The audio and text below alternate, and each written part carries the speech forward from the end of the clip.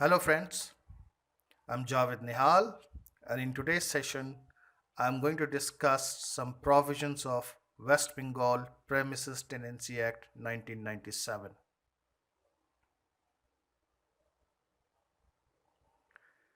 In this session we will do in detail section 6 of the act.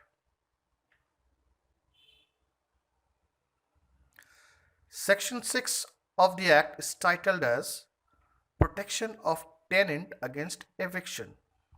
This title is quite interesting.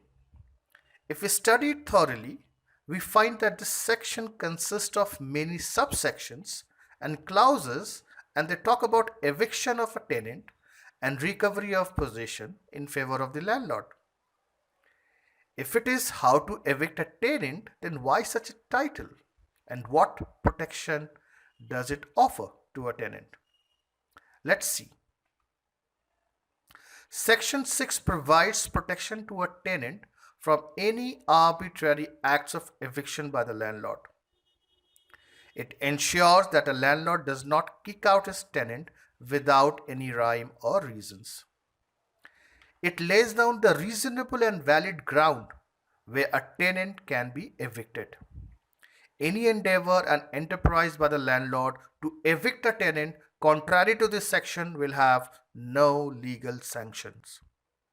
It provides tenant the privilege of assurance and protection that he cannot be evicted for a reason not determined in the act. It also provides assurance to the tenant that in case of eviction by the landlord through fraudulence and misrepresentation, they would be protected by way of compensation, re-entry, and restoration of possession. Last but not the least, Section 6 saves and protects tenants from applicability of other laws in contrary to this or any adverse order of decree of eviction other than passed under this section. Now I'm going to analyze this bare act section by section, clause by clause, and if possible, word by word. Subsection 1 of section 6 says, notwithstanding anything to the contrary contained in any other law for the time being in force or in any contract, no order or decree for the recovery of possession of any premises shall be made by the civil judge having jurisdiction in favor of the landlord against the tenant except on a suit being instituted by such landlord on one or more of the following grounds.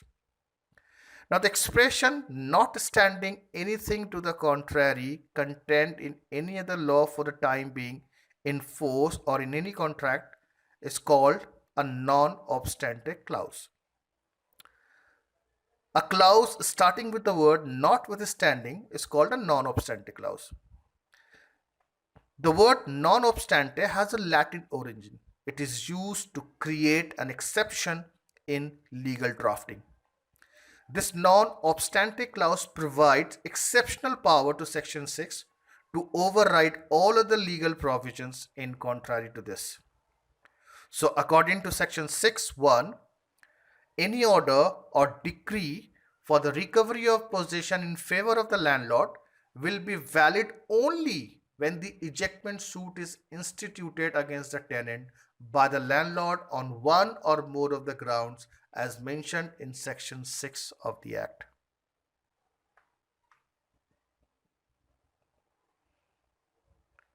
Now, clause A of subsection 1 of section 6 says, where the tenant has sublet, assigned, or otherwise parted with the possession of whole or any part of the premises without obtaining the consent in writing of the landlord, or the tenant has used the premises for a purpose other than that for which it was let out without obtaining the consent in writing of the landlord. Let's first understand some important words in this part. The first word here is sublet. Sublet is a case when the tenant has transferred his possession to another person. The person to whom the tenant has transferred his right or possession is called sublessee. Well, a sublessee is not a tenant. He pays the rent directly to the tenant and not to the landlord, which completely violates the landlord's right. So, subletting has been made a ground for eviction. Now, in most cases, it is very difficult to prove subletting.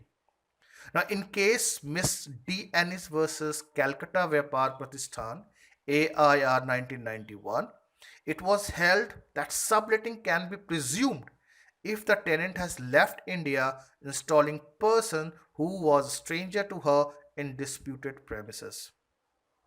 Now we will see next word, assigned. In case of an assignment of property, the tenant transfers his entire term of interest of his lease to another person. Now, difference between subletting and assignment is that in case of subletting, the tenant retains the revisionary interest, but in case of an assignment, he surrenders all his right in favor of the assignee.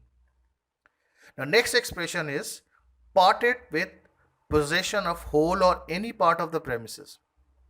Now, this is another category of transferring right, which is quite different from subletting and assigning. Let's see a case laws here.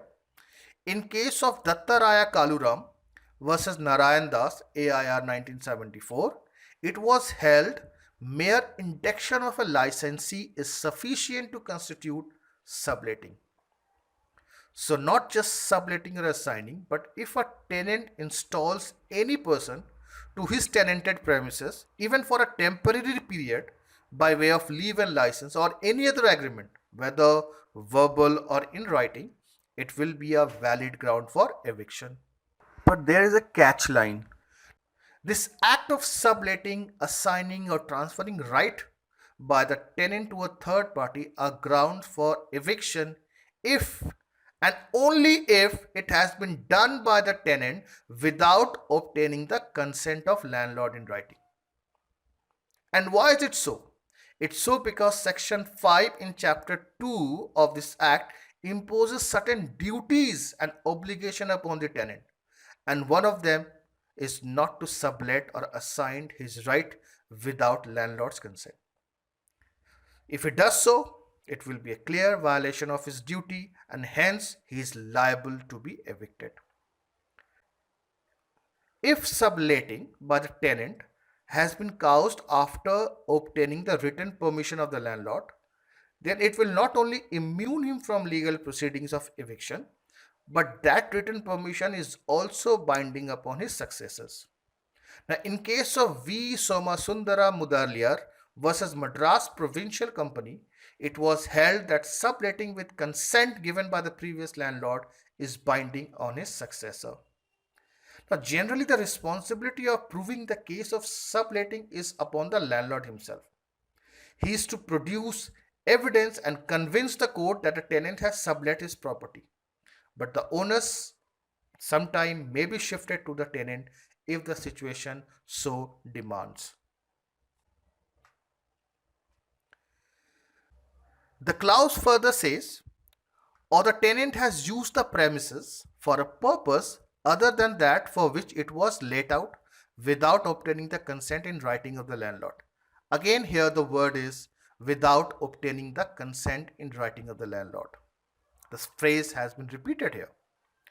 The use of the premises by the tenant for a purpose other than for which it was let out, and that too without the proper consent of the landlord, is another violation of tenant's obligation as defined under section 5.2 of the Act and hence made a ground of eviction.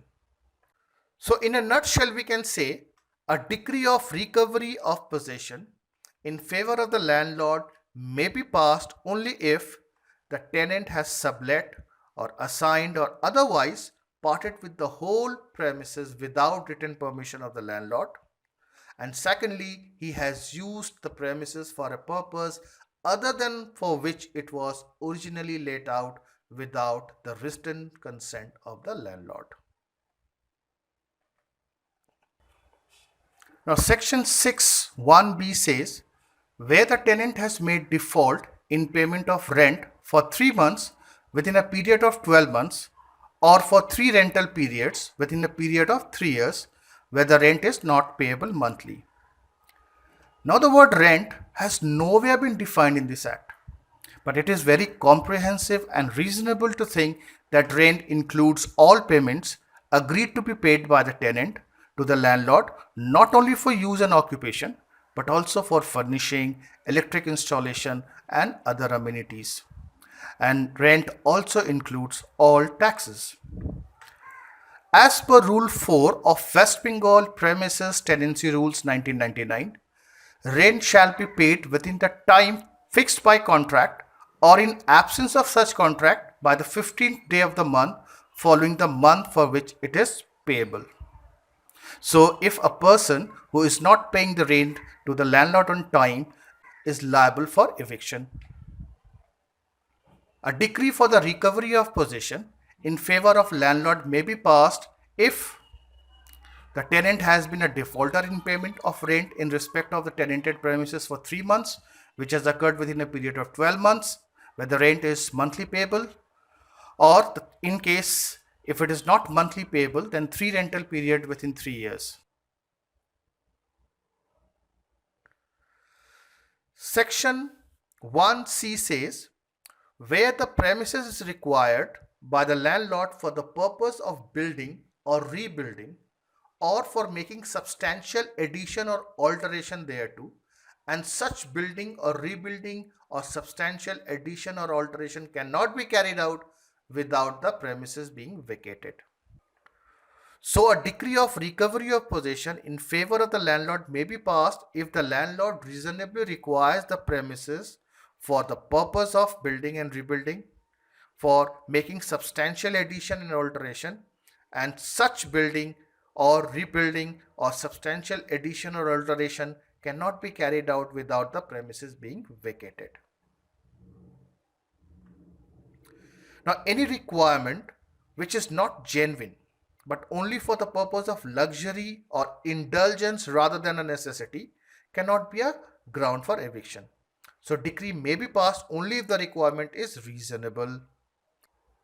If we talk about reasonableness, then the purpose to demolish an existing building and to reconstruct it into a bigger one cannot be itself be regarded as unreasonable, as it was held in Hanuman Public Company versus Dinesh Chandra Ghosh, AIR 1972.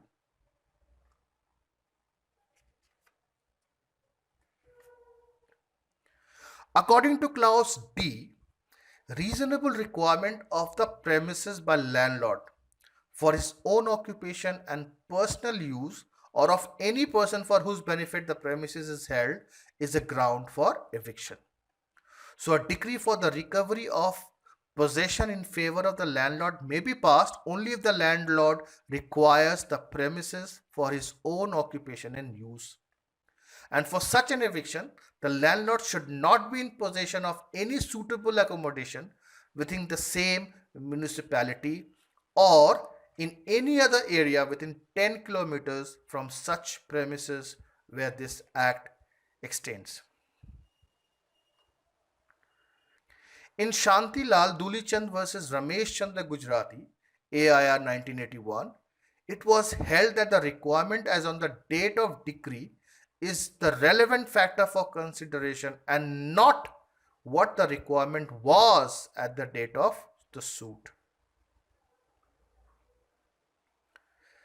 Now, section 1E says, where the tenant has given notice to quit but has failed to deliver vacant possession of the premises to the landlord in accordance with such notice.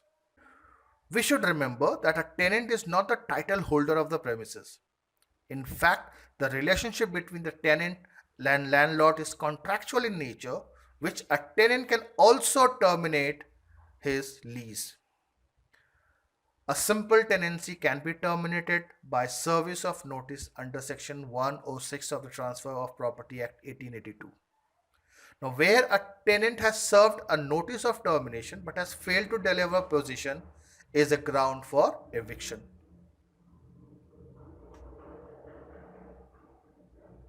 According to clause F, where a tenant or any person residing in the premises let out to the tenant has done anything contrary to some provision of section 108 of the Transfer of Property Act 1882, then he shall render himself liable for eviction.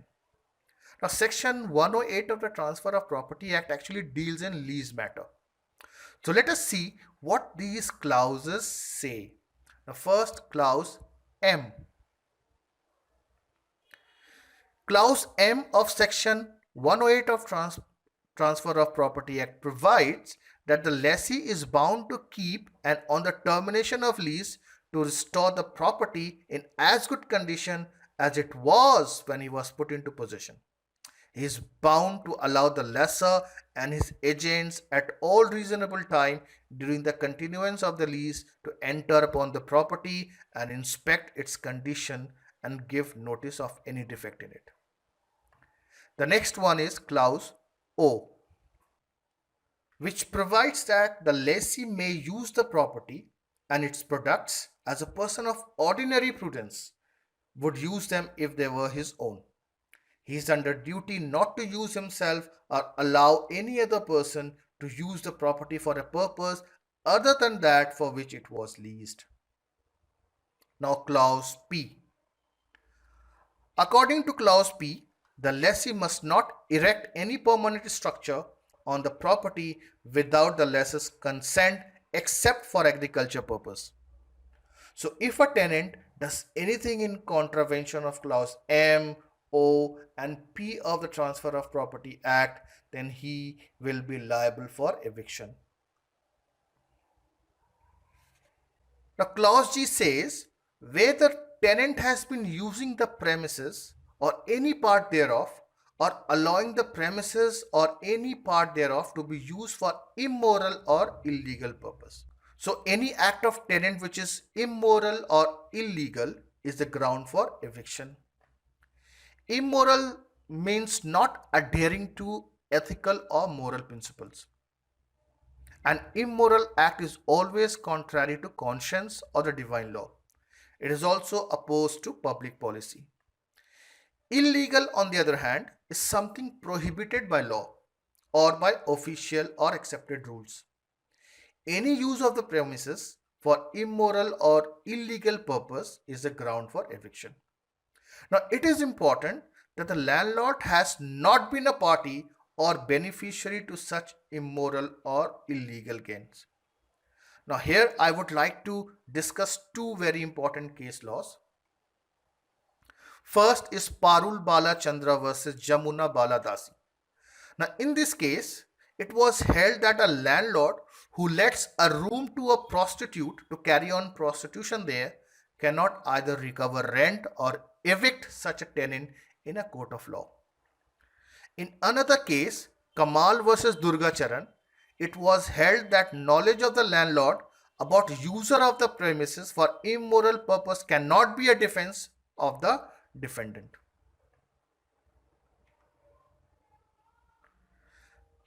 Now, clause H says, where the tenant is guilty of any act of waste or of any negligence or default resulting in material deterioration of the condition of the premises. Now, here the word guilty needs some discussion. The term guilty signifies that the act of waste must be intentional and deliberate and not by an act of omission. The tenant must have been held liable by the court for active waste done by him deliberately. In P. Damodaran case, it was held that where the tenant without the knowledge of the landlord deliberately overloaded the floor which he knew was not in a condition to bear the additional weight and constructed tank in such a manner as to prove dangerous to the safety of the building. The tenant had committed an act of waste. In another case of Savitri versus US Bajpai, it was held that the construction of a garage on open site by pulling down a part of compound wall is not an act of waste as it can be easily repaired.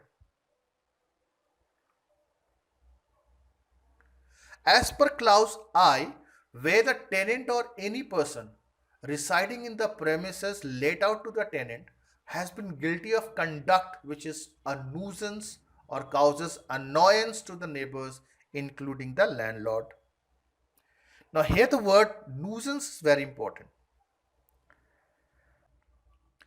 The term nuisance has nowhere been defined in the Act, so we need to rely on other acts and some case laws to define nuisance. In tort, nuisance is anything done to hurt or annoyance of the land, tenements of another, and not amounting to trespass. The essentials of nuisance are substantial or unreasonable interference, interference with the use of enjoyment of land, and damage.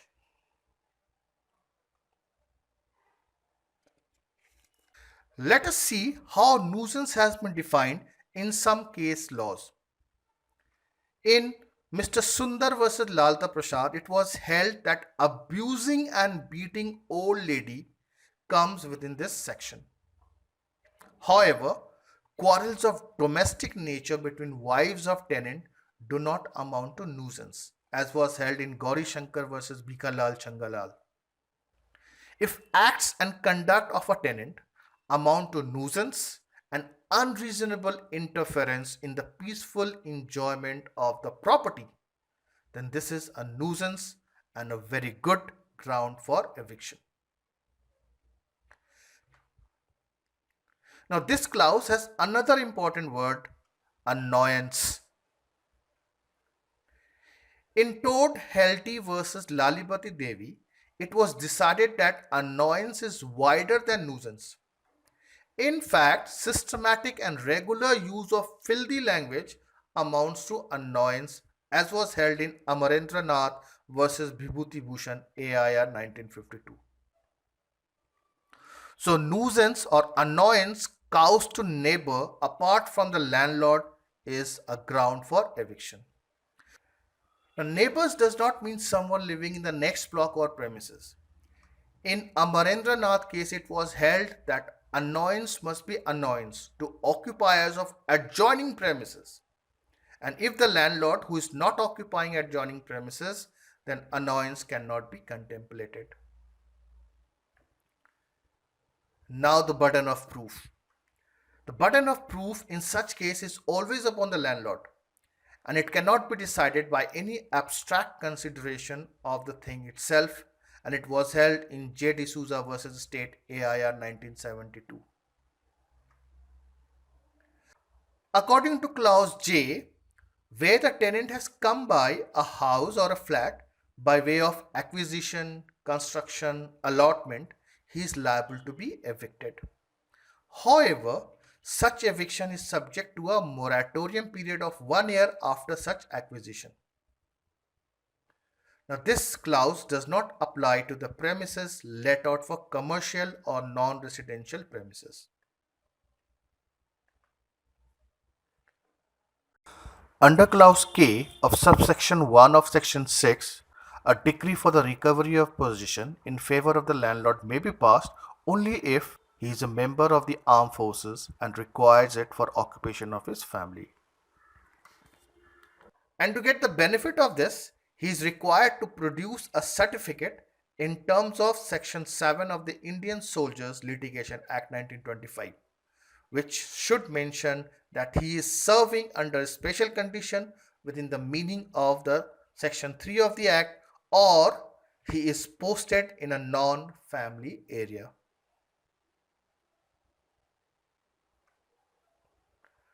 According to clause L of section 6.1, a landlord can get the recovery of possession if the premises is under lock and key and the tenant or his family does not reside there for 10 months.